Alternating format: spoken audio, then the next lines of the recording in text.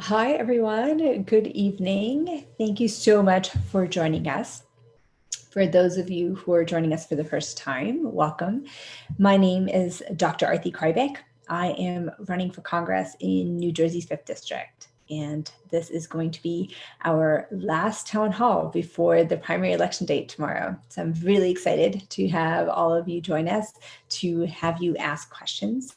We are getting questions from Facebook Live, from the Zoom chat, and this is going out to everyone, wherever you are, on Twitter, as well as Facebook, as well as on YouTube and Zoom. So thank you so much for joining us. I'm really excited. In New Jersey, our primary date is tomorrow.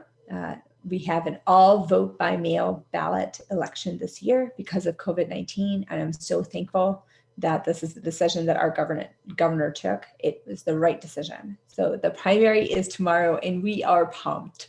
We have our grassroots strength and energy, and it is going to carry us over to a win tomorrow. The only way we can make that happen, though, is to make sure that every single person does make sure that you mail out your ballots by tomorrow. It needs to be postmarked July 7th. So if you're still holding onto your ballot, if you've forgotten to mail it, make sure you walk it into the post office, make sure it gets postmarked tomorrow so that it can get in time. There are also county ballot boxes in every county, and on our website, arthyforcongress.com/vote, we have a link to where you can find them. You can also put your vote by mail ballot in there by 8 p.m. tomorrow, up to 8 p.m. tomorrow. So please do that as well. For those of you who do not have your vote by mail ballots, you can vote provisionally in person. Every single municipality in North Jersey in NJ5 will have a polling station that's available for in-person provisional voting, as well as for those who need an ADA accessible ballot box where they can vote, where you can vote using that. But if you need a provisional ballot, every single municipality has a polling place. You can, again, go to arthyforcongress.com/vote, find where your polling place is, where your municipality is, and vote there. Polls are open 6 a.m. to 8 p.m. Please, please, please vote. This is exactly how we are going to ensure that we win, that we are able to have political leaders, elected leaders who are actually representing working families and the people in New Jersey rather than corporate interests. So thank you so much for joining us. I am really happy to take some questions on our last town hall. So Mike, do we have any questions ready for us? Hi, Artie. Yes, we do. Let me get into the first question here. This comes from Daniela. Daniela submitted this question over Mobilize. She says, how do we focus economic relief during this epidemic to be climate conscious, to be focused on green energy? Great.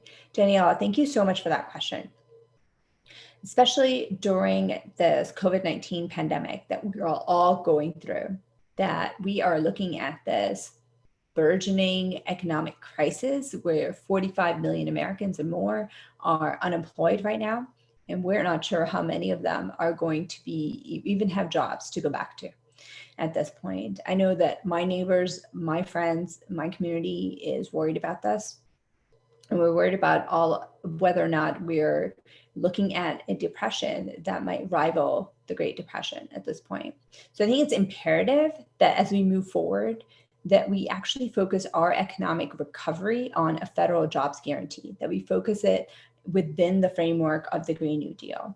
And what that can do for us is twofold. One is to ensure that we are able to have the kinds of good paying jobs that we absolutely need.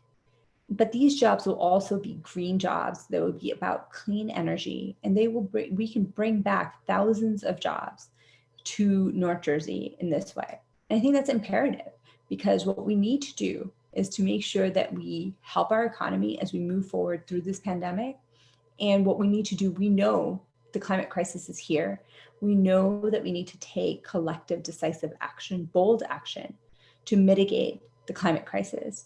And being able to do that by framing it in the Green New Deal is the best way to ensure both of these things. And it's an opportunity for us all to make that seismic shift that we need to make in our country, that it has been necessary for so long. So I think that this is the perfect avenue for us to all come together and enable our economy to thrive again, and enable to take care of our people, and to make sure that what we're doing is right for the survival of our species and for survival of our communities, particularly centering around climate justice, particularly making sure that those who have been disproportionately affected by this have the disproportionate amount of resources that they're able to get, and the amount of help they're able to get through this. So thank you for that question. And that's exactly why we need elected leaders, why we need to elect leaders who are going to have this front and center, and who are going to advocate for these bold policies that are going to make us more sustainable and more resilient in the future. And make no mistake, these are policies that are driven by data, led by science. And that's exactly what we need to do when we move forward. So. Okay, our next question comes from Catherine. Catherine asks, what are your thoughts on making housing more affordable for NJ5? Catherine, that is a really great question. It is remarkable how unaffordable North Jersey and NJ5 is. It is remarkable, and I see this all the time when I'm talking to constituents, when I'm talking to folks, especially young people in the district, who would love to come back and who would love to settle down here, and who are sometimes unable to, actually a lot of times, because the rents are so high, because it is very difficult to be able to have affordable housing in North Jersey. And we see that in various different communities all across NJ5. I've heard so many stories of folks being moved out, gentrification that's taking place. And this is at the crux of why we can't have the kinds of communities that we really need to have in order to thrive in NJ5. I think we absolutely need affordable housing. I think we absolutely need to ensure that we have a Green New Deal with respect to housing, similar to what folks in Congress have actually talked about over time. And we need to make sure that we have housing that is truly affordable.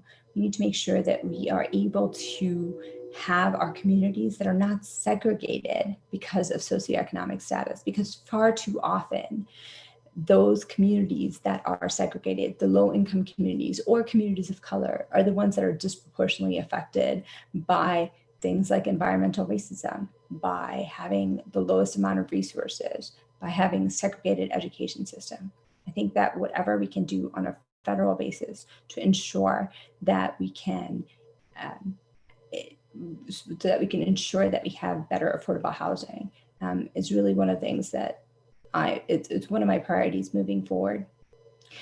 And I see that all the time, right? We see it in terms of folks who are unable to be part of our community, to be part of our community in the way that they need to. And I think it's imperative when we move forward for social justice, for thriving communities, for safe and secure areas for all of us, that we end up centering around ensuring that people can actually afford to live across New Jersey 5.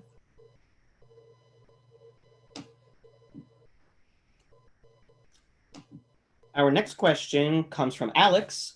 Alex has a question about your incumbent opponent. I read that you supported Josh Gottheimer when he first ran a few years ago.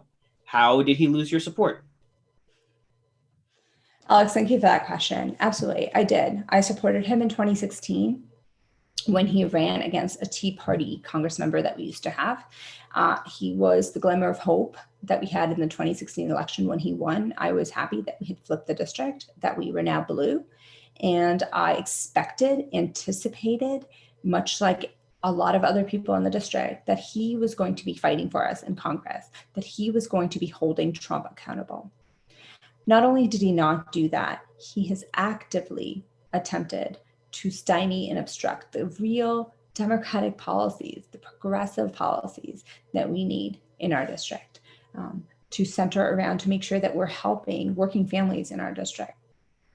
In his 3.5 years in office, he has voted against the Democratic Party more than 200 times. He has voted to deregulate banks and to boost Wall Street more than 30 times. He has voted more than 20 times against the environment. So for Trump's pro-polluting, anti-climate change agenda. He has voted 26 times for Trump's anti-immigrant agenda. All of those things make it clear that he is not a real Democrat, that he does not have the best interests of the people in NJ5 at heart. And to have a nickname and to embrace a nickname like the human fundraising machine, it's clear that he's out of touch with the voters in our district, with the residents in our district, our pain, our needs, and what we deserve. It's time that we have a representative that actually stands up for everybody in our district.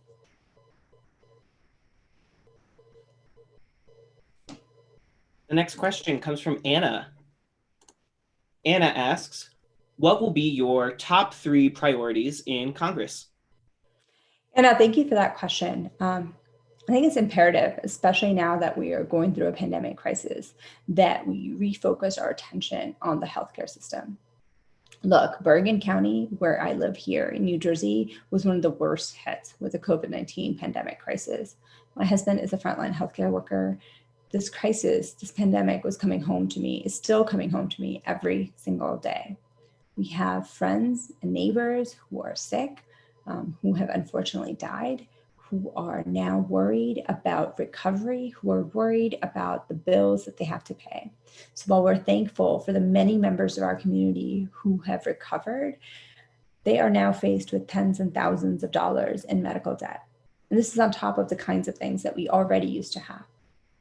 We have friends and neighbors in our community who have lost their jobs and therefore lost their health insurance, or who have had their hours cut and therefore lost their health insurance. In the middle of a public health crisis, the fact that healthcare is a right and not a privilege is now even more clear than ever.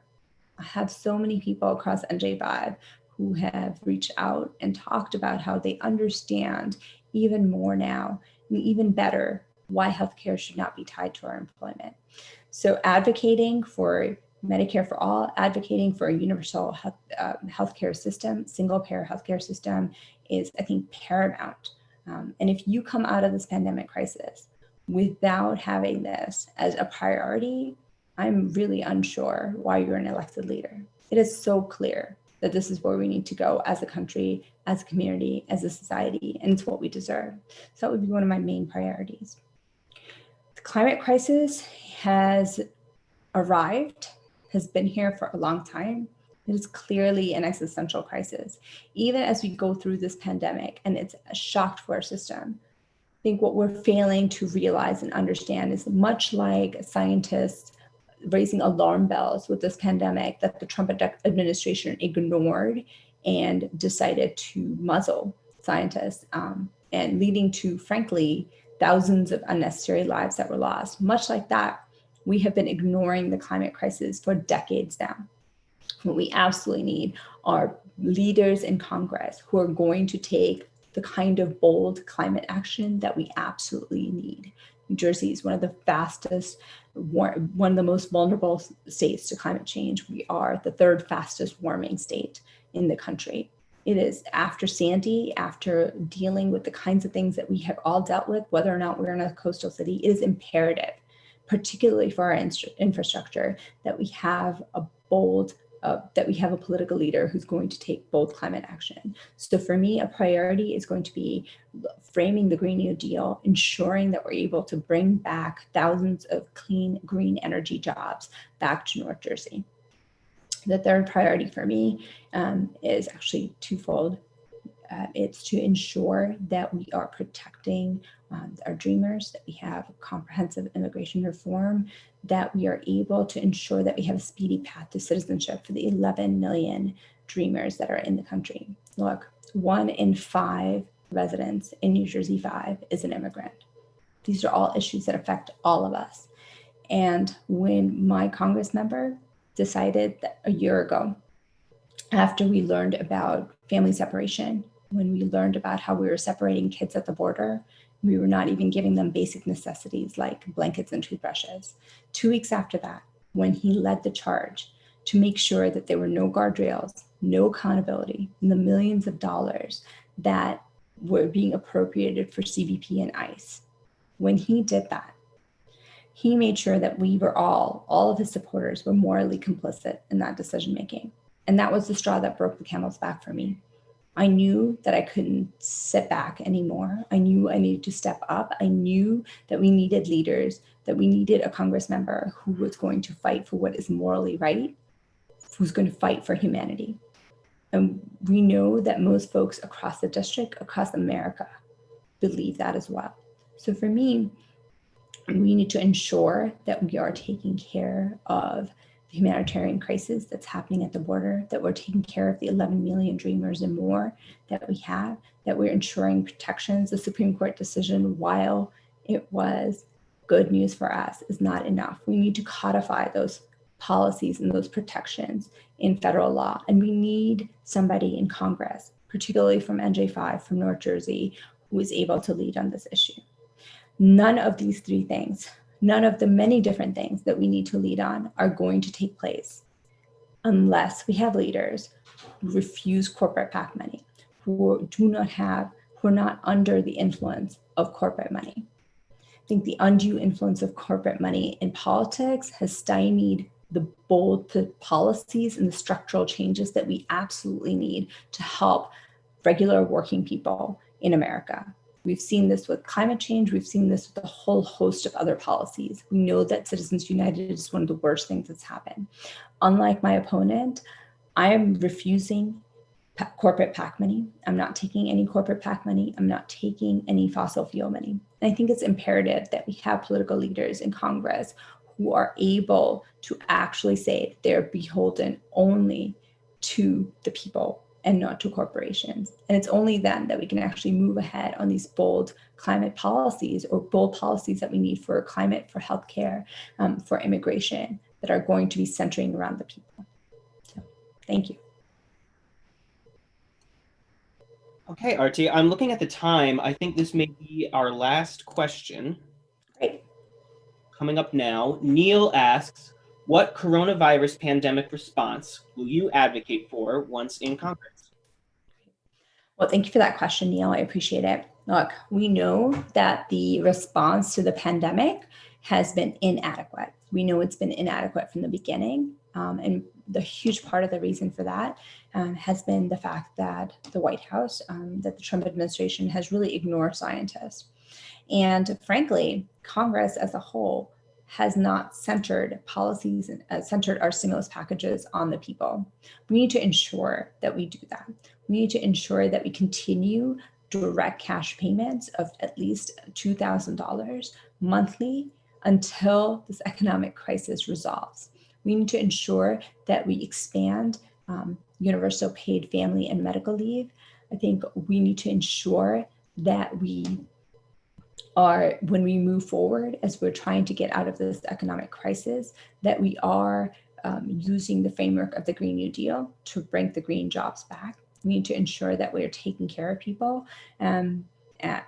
medically, and we need to ensure that we have enough money for testing and retesting as we move forward, because we know and we've seen and we continue to see that this virus is not going anywhere, that we need to make sure that not only do we have behavioral changes to ensure that we're protecting ourselves and each other, we frankly need a national policy about masks. It needs to come from the top down. We, at the very least, need a president who understands science and understands why you need to wear a mask. But barring that, we need Congress to take action and make sure that our policies, again, are science-led and data-driven moving forward. So for me, I think it's paramount that we center our policies on making sure that we're helping people. And that includes canceling rent. That includes a rent and mortgage moratorium, where far too many people in North Jersey are suffering. Okay. All right, is that our last question, Mike? Yep, that's it. All right, well, thank you so much. I really appreciate the questions. If you asked a question, we haven't answered it, we will absolutely get back to you from the campaign as well. So tomorrow is primary day. Please, please, please, if you have not voted already, please vote. Please make sure that you mail in and make sure that you get the postmark for July 7th tomorrow in the vote by mail ballot. Ensure that otherwise you can also put it into the county ballot boxes by 8 p.m. tomorrow. If you do have to vote provisionally or if you need an ADA compliant machine, ensure that you know where your polling place is. It might not be where it normally is.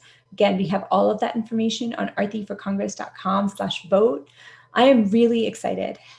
Our movement has been powered by grassroots strength. We have more than 1,000 volunteers. We have more than 100 student fellows. We have made 550,000 phone calls and counting. We've made more than 400,000 texts. We need all of that to get out the vote tomorrow. We are continuing our lit drops all the way for most of the day tomorrow. So for all of you who would like to come join us, who would like to ensure that we actually have a representative, a Democratic nominee for Congress who centers policies around the people, please come out and help.